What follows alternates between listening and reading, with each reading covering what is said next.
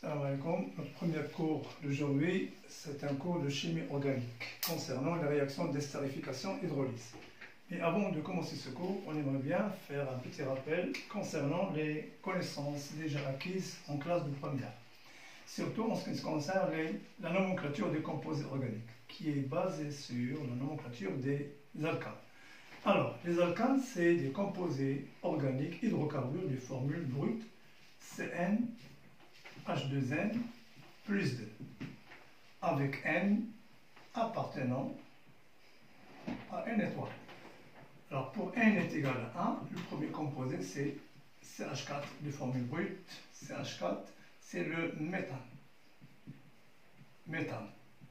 Alors, avant de continuer, on aimerait bien montrer cette molécule en modèle moléculaire.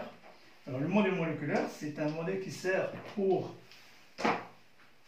présenter ces molécules. Alors, on a le modèle moléculaire éclaté et le modèle moléculaire compact. Le compact, il traduit à peu près la réalité de la chose. Le modèle éclaté, il met en évidence les liaisons, donc la direction des liaisons dans l'espace. Les angles que font ces liaisons, il est à peu près de 109 degrés, 28 minutes. Alors la molécule est parfaitement symétrique et elle montre que le carbone, il est tétravalent, donc il est entouré de 4 liaisons. Et justement, on va se baser sur cette tétravalence de l'atome de carbone pour pouvoir dessiner les différentes molécules. Pour la deuxième molécule, N égale à 2, N égale à 2, ça serait C2H6, c'est l'éthane. Éthane.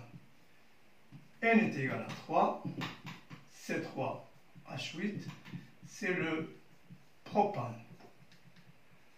Alors pour l'éthane, c'est un composé de 2 carbones et 6 atomes d'hydrogène répartis, comme vous pouvez le voir. Alors, autour de chaque carbone, il y a toujours les 4 liaisons qui forment les angles qu'on a discuté tout à l'heure. Pour le propane, c'est la même chose. Donc, il y a 3 atomes de carbone qui sont entourés d'un certain nombre d'hydrogènes pour respecter la tétravalence de l'atome du carbone. Ensuite, N égale à 4. C'est le C4H10, c'est le butane. Alors, à partir du butane, il y a un petit problème qui se pose, c'est le problème d'isomérie.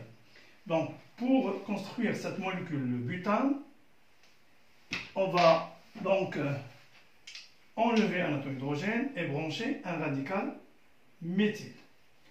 Le branchement de ce radical méthyle, eh bien, il peut se faire de 2 façons différentes.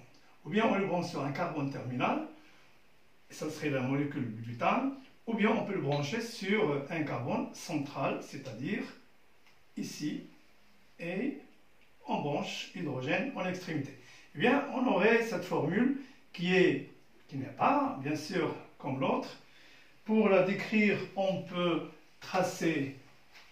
utiliser la formule semi-développée. Alors, la développée pour le butane normal, c'est C3, CH3, CH2, CH2, CH3. Pour celle-là, le méthyle branché au milieu, ça serait CH3, CH, CH3, CH3. On voit bien que ces deux molécules ne sont pas les mêmes. Eh bien, ils ont la même formule brute, mais des formules semi-développées différentes. On les appelle isomères. Et ce problème d'isomérie, on l'a déjà rencontré en classe de première. Bon, on peut des fois utiliser la représentation topologique au lieu d'utiliser les atomes d'hydrogène, ça nous arrange. On peut utiliser seulement un squelette carboné constitué des nombres d'atomes de carbone qui constituent le composé. Alors là, il paraît bien que la chaîne n'est jamais linéaire et il se développe en zigzag. Là, je peux montrer ce problème d'isomérie. Donc, cette structure, eh bien, n'est pas celle-là. Voilà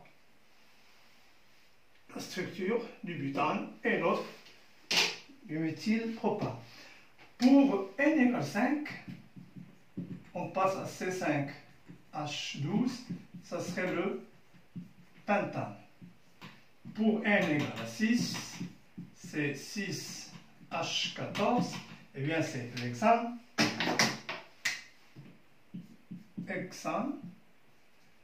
Alors, remarquez qu'à partir de n égale 5, le nom du composé, il commence par un préfixe désignant, c'est un préfixe d'origine grecque, qui désigne le nombre d'atomes de carbone. Pent, ça veut dire 5, hex, ça veut dire 6, etc. Donc, mis à part les 4 premiers, eh bien, à chaque fois, on commence le nom par un préfixe grec qui indique le nombre de carbone.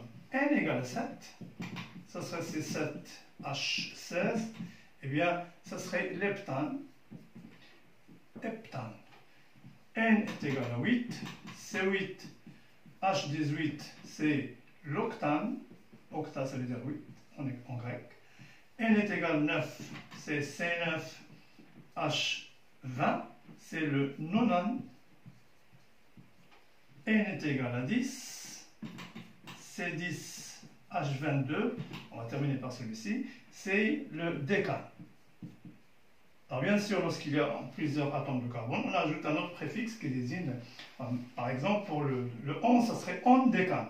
Le 12, c'est 2 décanes, tridécane, tétradécane, etc. Bon, alors, ensuite, on va rappeler ce qu'on appelle les radicaux méthyles. Les radicaux méthyles,